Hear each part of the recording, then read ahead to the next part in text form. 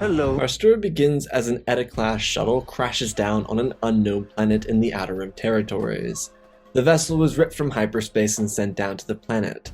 The odd thing was, for a crash, especially an Anakin Skywalker crash, it was an actual happy landing. The ship didn't smash into the surface, it didn't split into pieces and become a death-defying feat. Truthfully, the 3 Jedi inside the Eta-class shuttle didn't know what just happened.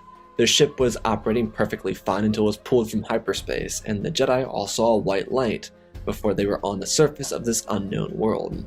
They all exited the vessel and looked around. The planet was filled with warm colors, and they left without their typical devices.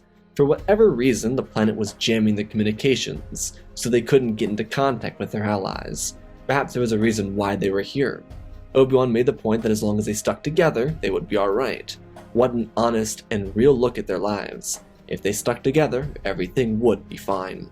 Obi-Wan and Anakin looked around the perimeter as Ahsoka tried to restart the ship once more, just to double check. Sometimes it'd work. In this scenario, it didn't. When she walked out, she asked what they found, and they didn't find anything. Their only path forward was looking for a safe place to camp and perhaps see if there was any intelligent life on this planet. That was agreed upon. Their ship would make a fine location to camp, but they needed higher ground, of course per Obi-Wan's suggestion. The reason they were to find this higher ground was so that they could see more of the landscape, and perhaps even find a civilization. They moved out, away from their ship, while maintaining a mental note of where it was. The planet didn't feel weird, and because this trio hadn't ever been to Mortis, they had no interaction with the weird and uncanny nature of the Force. To them, this was just simply a technical failure and a really lucky landing, even though Obi-Wan did not believe in luck. They moved about the trees, passing by large rocks and avoiding the caverns in the ground. These caves looked to be inhabited by creatures, and Obi-Wan and Anakin didn't have any intention of playing with them, especially after their encounter with Gundarks. Ahsoka hadn't had the joy of playing with those animals, but Anakin especially was well acquainted with them, so they just left the possibility as improbable as possible. Their journey brought them to a mountainous tree. The plant life on the system was unlike anything they'd ever seen before, so they weren't really sure if this was a mountain or a tree. Regardless, they used their little ascension cables to propel up the side of it. Little did they know they could have walked up the far side, had they gone the other way around. Wasn't a big deal, but when they got up to the top they split up, agreeing to meet around on the far side of the rock. Obi-Wan would climb up higher, Ahsoka would go to the left, and Anakin to the right. They were simply looking for any signs of civilization. After another 30 minutes of scouting, they found nothing and met up on the other side of the tree. What they didn't realize is it was a coral mesa, one that was a living being that provided for an assortment of other living beings, none of them being greater than sentient, or in other words, none being considered intelligent life.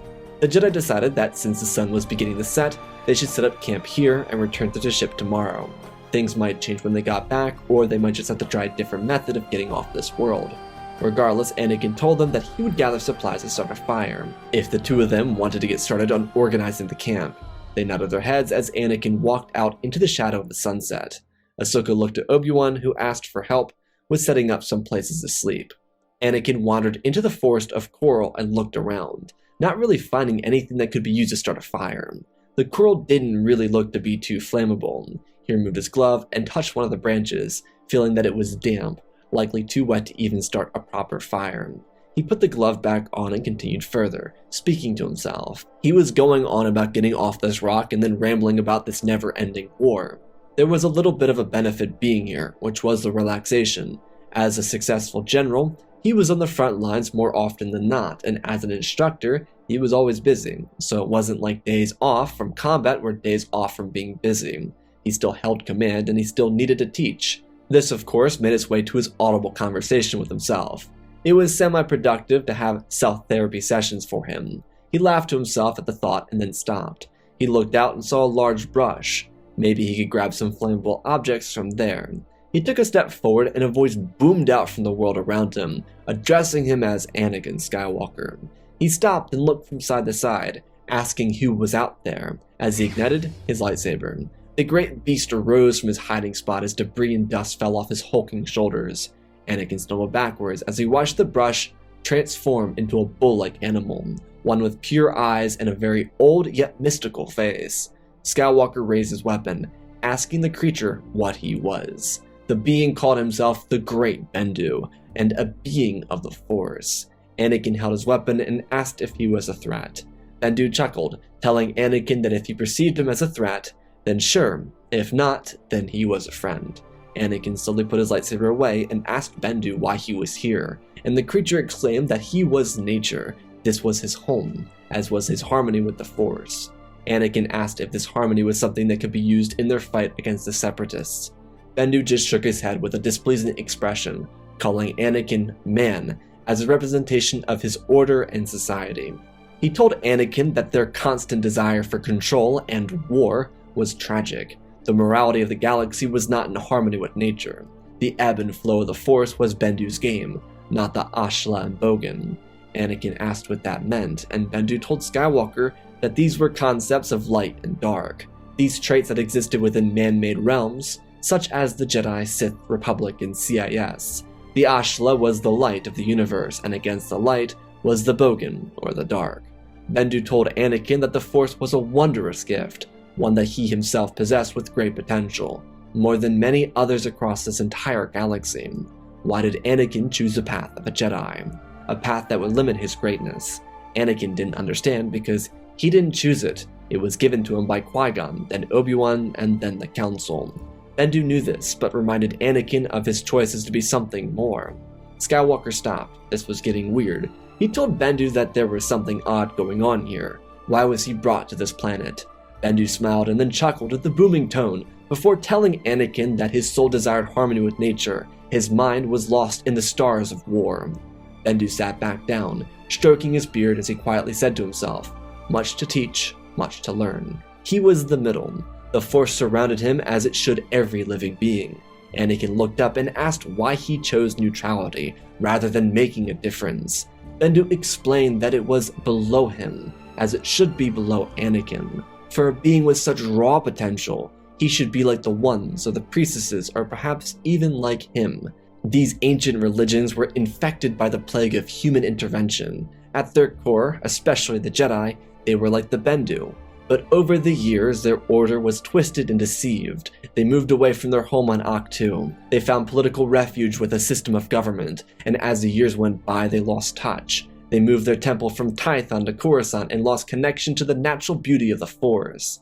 In their disconnect, the Sith rose, and the darkness overcame unforeseen odds. But all is as the Force wills. Bendu looked down and asked Anakin what he wanted to accomplish. Anakin told the Bendu that he wanted to be a great Jedi, and he wanted to help people. Bendu asked if this war made him great, if he helped people. Did his war assist those in need, or did it make their already dire circumstances even more challenging? Anakin shrugged his shoulders. The Great Beast admitted that there was so much conflict from Anakin, so much that this war would have a great effect on him. Bendu closed his eyes and felt through the Force, seeing the trajectory of everything. He would not intervene, that was not his place. But he looked down shamefully, telling Anakin that here, on his home, he could find himself. He could find his purpose. Anakin looked into the distance, thinking of being Obi-Wan's student and Ahsoka's teacher, leading the 501st and being married to Padme. There was so much burden and so much he could achieve by being out in the galaxy. The Bendu could sense this conflict, as Anakin started thinking about everything he might lose. Bendu spoke up, telling Anakin that he wouldn't lose, only his abstract view on life would be lost. The Force was something to be treasured. The war, Jedi, and Sith prohibited Anakin from being the true chosen one, a being who walked in the middle, not with Ashla or Bogan. If he desired this, then he would stay. If not, then he would return to his war and forget about this encounter. Anakin told the Bendu that he was lost. His heart was with the Republic and his friends, but there was a pull to be here. Like naturally, his body and soul knew that there was so much more for him if he were to abandon the comfortable. Not that war or the chaos around him was comfort, but it was familiar. And when something is familiar, it becomes difficult to abandon, regardless of how good or bad it is for you. Anakin looked away, and Bendu told him that there was a reason he was brought here, but he would never understand why if he never remained. In the morning, his ship would be available for departure. His friends wouldn't understand, but Anakin would, because he had seen Bendu. Bendu looked down at Anakin and watched the engines churning in his mind. Skywalker looked down and then asked Bendu if he left, would he be able to come back? Bendu nodded his head, but told Anakin that if he continued his action in the created by society war, he might continue to upset the systematic balance of the Force. Anakin didn't understand, and Bendu let it out. He couldn't tell Anakin the truth he came to understand, but he could tell Anakin that the system he was familiar with was becoming dark. The Bogan was taking over, and it was a direct result of the Jedi and their failure to observe, and their failure to stand for what their founders understood. He continued and told Anakin that as he continued to serve in this war, he would further himself into the rising darkness. It wasn't all on him, but the war was aiding something he didn't believe in. Bendu then told Anakin that while it wouldn't upset the natural balance of the Force, the medium, where Bendu existed, it would further Anakin from his true path. Skywalker raised his hand and looked up, asking what path that was, and Bendu told Anakin that it was the path of the Chosen One. His arrival to Atollon was not by mistake. It was by the work of powers larger than even Bendu himself, but these powers believed that Anakin being here would be better than other locations. Anakin wanted to know more, but Bendu put his hand up. If Skywalker stayed, they would have more to discuss. If not, it was time for him to go. Anakin nodded his head and turned. As he started to walk away, he looked back, and the mystical beast was gone. Skywalker tried to piece everything together, and after gathering some tri-coral, he returned to the camp. He didn't speak of the Bendu, but Ahsoka and Obi-Wan noticed how different he was acting. Anakin usually goofed around. He would tell a funny story he created on the spot or tell jokes. But he was deep in thought, his eyes fixated on the fire. It was like hell was encircling him, and he was embracing its warmth. Ahsoka was the first to go to sleep, and Obi-Wan shortly after. They both decided, without speaking on it, to let it rest till morning. If Skywalker was still acting like this, then they'd speak to him about it. Anakin eventually fell asleep, but when the morning came, Ahsoka and Obi-Wan wouldn't have any concerns regarding Anakin. He was acting as himself, and then he told them that before they woke up, he was able to jumpstart the engine on the ship. They then just asked him why he didn't fly it over to them, and he laughed, telling them that he enjoyed their quality time together. Plus, it'd be fun making them march themselves all the way back to the ship. Ahsoka questioned this decision, because he had to triple the walking distance for himself, and he laughed it off, telling her that he was staying fit for the Jedi Decathlon at the end of the war. What Decathlon? Anakin didn't answer. They were on the road again, they can't wait to get on the road again. He did this entirely just to cover up the fact that the Bendu was able to make their ship work, or apparently make their ship work because Anakin hadn't been there yet. Anakin did continue to wonder why or how he was brought here, but he couldn't really come to a conclusion. He marked the coordinates of Atollon and the location where he found Bendu, but truthfully, once he returned to the fleet, he forgot about his talk with the mystical animal. He didn't entirely forget, but it slipped his mind as he returned to his focus on the war. Skywalker wouldn't really think about the entire thing from Atollon for another year and a half, which meant he would recall his experience with Bendu shortly after it was revealed to him that Obi-Wan faked his death. It was one of the most trying times in his life, and he thought he lost his best friend, someone he even considered a father figure. It was a devastating loss for him, and when it was revealed to him that it was all a lie, he was even more outraged. Not that Obi-Wan was alive, but the fact that he was kept in the dark about this operation. Obi-Wan expressed that it was his decision, and he believed that it'd be better for the reaction, but that was still not a good answer. Skywalker thought he should be in the know, and because he wasn't, he felt like his own instructor didn't trust him, and that the Jedi had no intention to actually see him succeed. This wasn't true in the slightest, but perhaps it was still the biggest hiccup the Jedi Council could have ever made when agreeing to this op. Obi-Wan was brave for going undercover, and perhaps they were more focused on the schematics of making sure Obi-Wan survived, rather than the known for emotionally reacting to things individual who would be most affected by the quote-unquote death of Obi-Wan. Skywalker, as a result, believed it was in his best interest to avoid the Jedi for the time being. Initially, he thought of taking a weekend for himself and Padme, but he needed to go back to a place he had long forgotten about. Skywalker decided to return to the Great Bendu on Atollon. He hoped that it wasn't too late, but many of the lessons Bendu was trying to preach to Anakin had since removed themselves from his mind. He had simply forgotten, and that was a burden he now had to live with. In the middle of the night, Skywalker took an Edda-class shuttle and departed from the Jedi Temple. He shot in the hyperspace towards the Outer Rim territories where this planet was. When he landed, it was the middle of the day, and he searched the area where the Bendu once was, but there were no signs of the magnificent beast. Skywalker seriously started to question if he had seen things or not. He remembered it all so vividly, but he may have just gaslit himself into believing there was a 5-story bull in the middle of a coral forest. Maybe he was just losing his mind. Skywalker set up a camp and started to think about how he might deal with this issue tomorrow.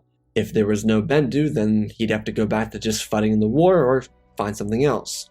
Though Anakin didn't realize that he was about to be tested. As he stood there, a group of spiders wandered out and started treating him as a threat. With no calmness of mind and heart, he attacked them, trying to defend himself. His weapon cut through their skin and he tried to kill them. Their overwhelming numbers provided a difficult challenge for him, one that he could not overcome. Anakin was able to remain safe. His lightsaber on the other hand was blasted out of his hands, and before he could pull it back, the mythical beast returned. Bendu looked down and told Skywalker that he was a fool for returning so late. Anakin looked over to the animals who moved away from him, sensing the calmness of heart within the great beast. Bendu asked Anakin what he desired by coming back. Skywalker told the Bendu that he was lost, and he wasn't sure what to do now. He wanted to take the right path, and his alliances with the Jedi had been dramatically changed in the past couple days. Bendu asked how, and it was explained in great, painful detail. Anakin was devastated by this betrayal, and Bendu expressed what he had before. The Jedi were living in spite of themselves. Their natural state, the one that coexisted with the nature of the Force, was the right path, one that had been lost and forgotten with centuries of complacency and foolishness. Anakin didn't understand how they could continue to fall, and Bendu again said it was like he told him before. Because he continued to serve in his war, he furthered the rising darkness. It wasn't all on Anakin, but the war was aiding something Anakin didn't believe in. Bendu then told Anakin again that while it wouldn't upset the natural balance of the Force, the medium where Bendu existed, it would further Anakin from his true path. And it did, as Bendu had told him before it would. The mystical beast said everything word for word, and assisted Anakin in regaining his memory when he was last here. He apologized, telling the Bendu that he had made a mistake. Bendu let out an overzealous ha before reminding Anakin that this mistake was not to apologize to him for. It was an apology that should be made to oneself. If Skywalker wanted to say he was sorry, then it needed to go to the individual whose time was wasted. Bendu was eternal. He lived, he persevered. He wasn't mortal like Anakin. This failure to recognize wouldn't do anything to him, except continue the cycle the Jedi had already bound themselves to. Anakin didn't see it yet, but he would be taught to release. These were core Jedi instructions, but these instructions wouldn't take place inside of a temple. They would be conducted in the natural world, where they were meant to exist. If he were surrounded by the skyscrapers of corruption and greed, he'd only find himself trouble and distractions. Out here on a Talon, all he had was himself. Bendu asked Anakin if he truly wished to seek the middle, to truly let go of the world he came from. Skywalker asked if he would lose people. Bendu nodded his head, but admitted that these losses wouldn't come from him not being present. It would come from the established path of the galaxy, the direction the Force was willing. Skywalker sat down and asked what he must do.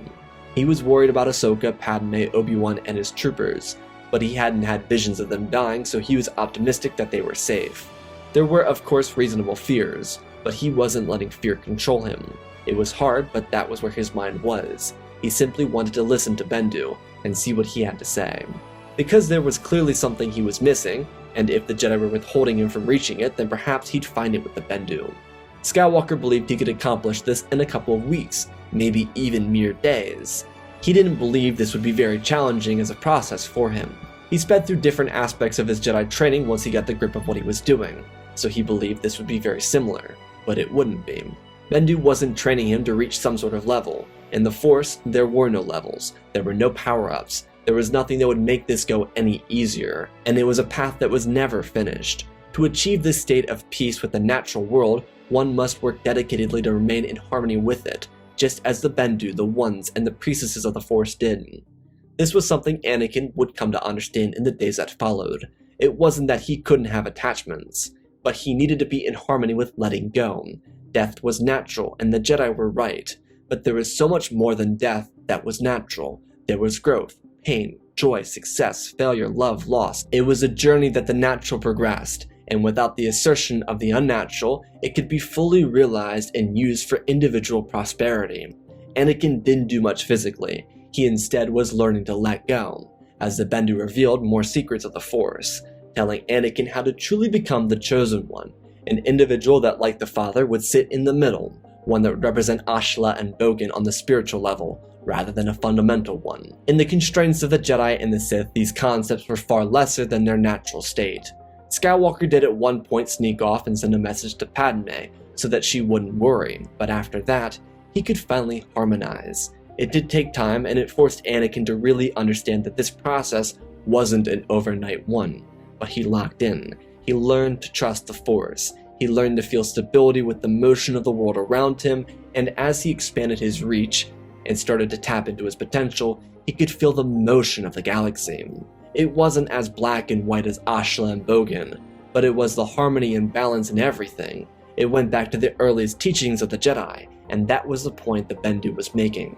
There was obvious conflict for Skywalker, but the Bendu pushed him. What followed was Anakin's access to things that he never heard of, and wonders the Jedi had since lost access to. Skywalker listened, and he dedicatedly followed the wisdom of this ancient beast, and then the revelation was bestowed to him, the real reason he was brought to Atollon 2 years before. It had been 6 months since Anakin's full commitment to being the Chosen One, ever since he actually came back to Atollon with his own choice, and Bendu revealed the truth. He told Anakin that the ones brought Anakin here because the Father believed that Bendu would be the proper instructor.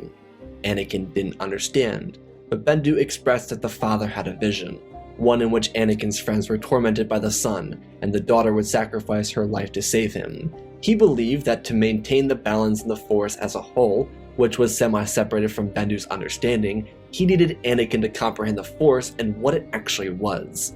Without his time on Atollon, he could be scared off of Mortis, and run far from his responsibilities as a Chosen One.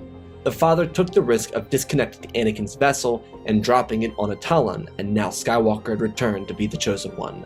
This wasn't a mutual agreement by the Father and the Bendu, rather the Bendu accepting his role in all of this, something that the Father knew he would do. It was the natural order, in a way. Bendu explained that this risk by the Father was one that was a path set directly so that Anakin could become the Chosen One. But Anakin still didn't understand. If he was here and not on the forefront of the galaxy, how could he maintain the balance or bring it to the Force? Bendu smiled and stepped forward, suggesting that Anakin's attachments to the outcome were preventing him from achieving this. It was because Bendu had none of these connections that Anakin was able to thrive in this middle. Skywalker was almost there. The several months spent on Atollon already would feel like an eternity, especially once Anakin felt shifts to the Force. Once he opened himself up to more than just the guidance of the Jedi and the Sith, he was untouchable. But as Bendu reminded Anakin, to hold such power wasn't for the sake of power, it was for the sake of balance. It was hard. Anakin had his own determined mindset about what these things meant, but he believed he understood. This natural order was one untouched by the gods of the Force, because they must allow it to persist.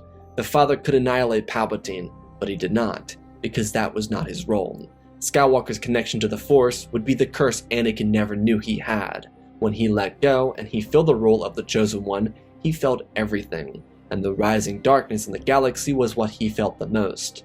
The war was over, a victor was crowned, and he wanted to interfere, but Bendu suggested he remain still. His place was with the Ones.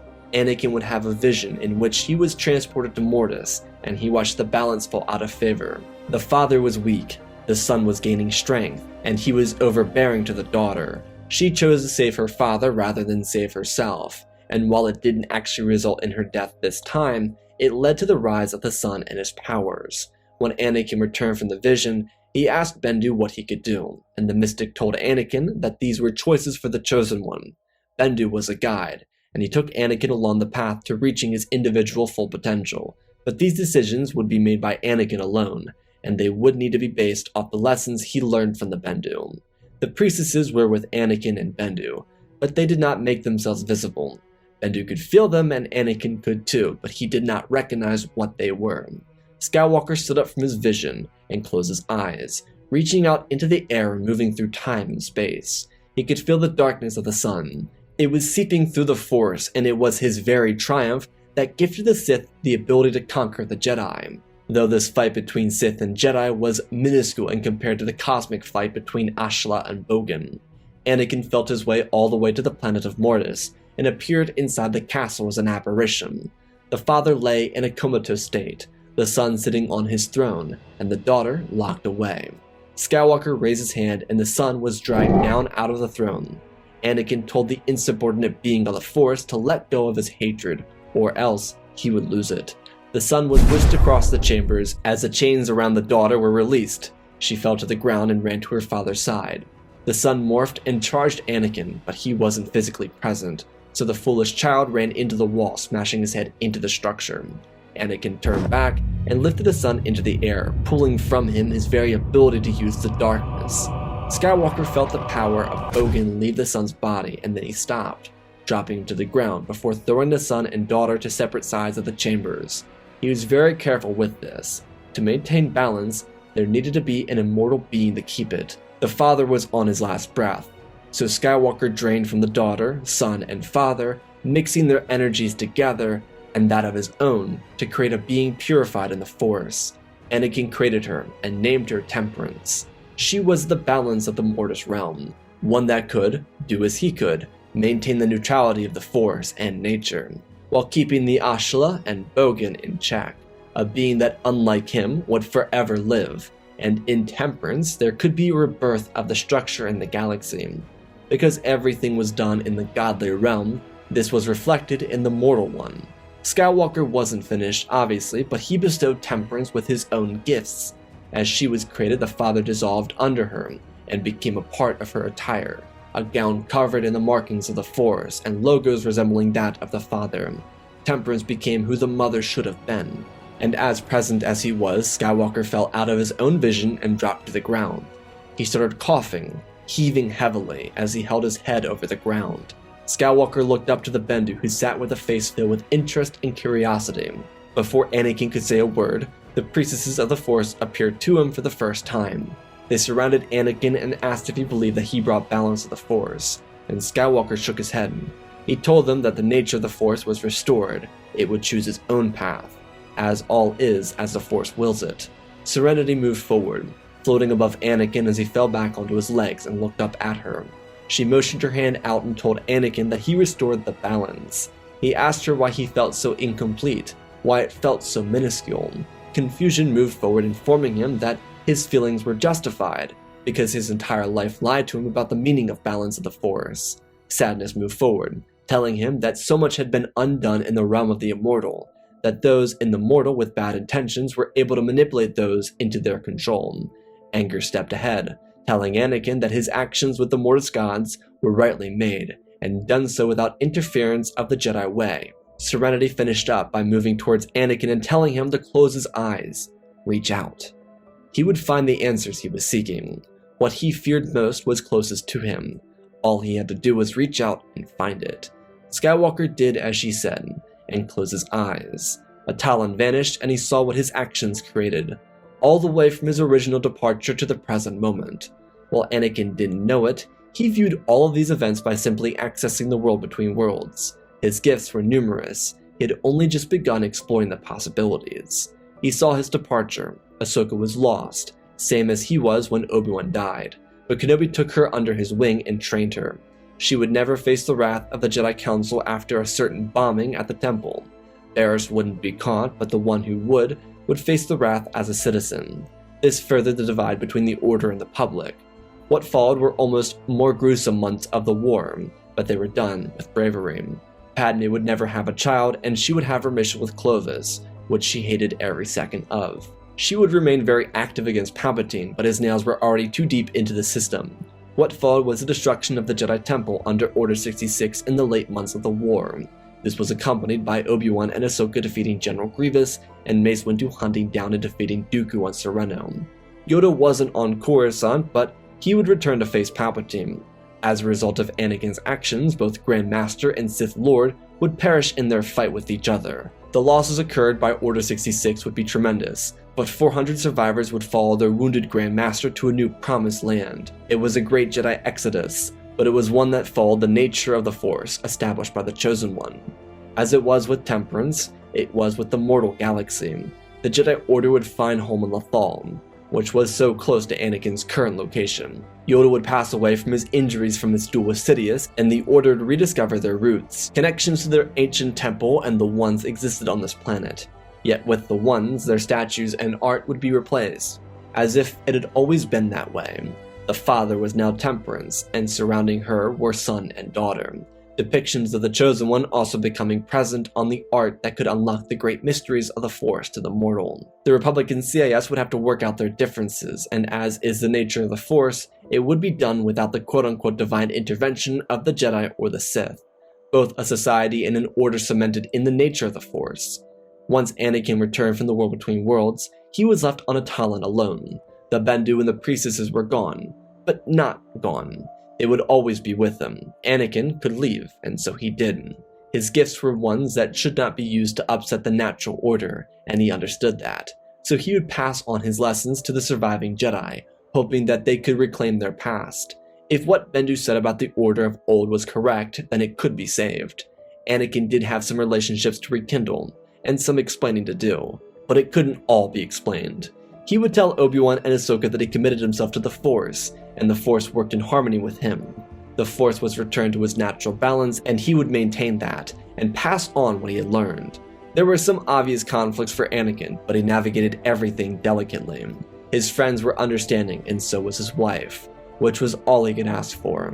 He would return to his relationships and pick up right where he left off, even having children with Padme and continuing a healthy marriage. And after all of it, he would pass on his lessons to the Jedi, though he wouldn't do this as one. Instead, he started something new, the Path of Skywalker. It was something he designed, a means to pass the torch on to the quote-unquote next Chosen One. While no one would ever have his powers, they would have his lessons, and they would dedicate their lives to the lessons he learned from the Bendu, the Ones, and the priestesses of the Force. This individual was not selected out of favoritism, but out of choice of the Force itself. Anakin created it, so that if the Jedi ever fell out of harmony, they could be put onto the right path, one that, like Anakin and Temperance, were meant to maintain the balance in the Force. And that, my friends, is our story. Again, special thanks to our patrons: Benjamin Wells, Jango Fett Clone, Nick5098, M, INTJ Recluse, Ben Ingram, The Big Red Pure Mark, Diamond Constant, Darth Nemesis, Lord Tib, CC2024, Galva Gaming, Tristan, Mandalore Sir 1767, Darth Revan, Granddaddy Bane, Laliant, Sky Guy, Penguin, Cullen Rooney, Shark Mandori, RJ38, Nick, Michael Erlanger, The Last Jedi, Apollo, Weewu670, Annika Stank Runner, CT7567, Toaster Oven, Oz of Oz, Darth Nox, The Eternal Padawan, Joshua Tem, Johnny Nguyen, Saints Skeleton, Jedi Sloth, 3D Gamer, Lord Calig, Youngling Slayer 66, Man Studios, Anakin003, Lord Draken, Fortis Lexi Star Wars, Airbus, Rex the Wolf, May 3 First Names, Darkseid46, Baron Joshua, and Lord Deadwing. For supporting the channel, smash that like button, support my ways, check out the Patreon, cool things on there. Otherwise, let's talk about this story. This one was really challenging, but a lot of fun to write. I really wanted to play with the mystics of the Force and kind of understand the difference between like the Mortis gods, the priestesses, and the Bendu, but also combine them all into one because they're like this nature of the Force. And I wanted Anakin to take on this power of the Force, but not be this overpowered like God or Zeus of the mortal realm. I wanted this to be more of an immortal thing, where Anakin is interacting with the gods of the Force, the higher realm of something that the father brought him into and something that he was supposed to join. Essentially, this being what Anakin could have been had he stayed on Mortis, but Anakin's attachment to his friends led him to creating Temperance, which I thought was interesting, different, creating something that basically is the mother, but an actual caring one that's meant to represent neutrality. So I hope you all enjoyed this kind of mystic video. I love you all, spread the love, and always remember, my friends, may the Force be with you.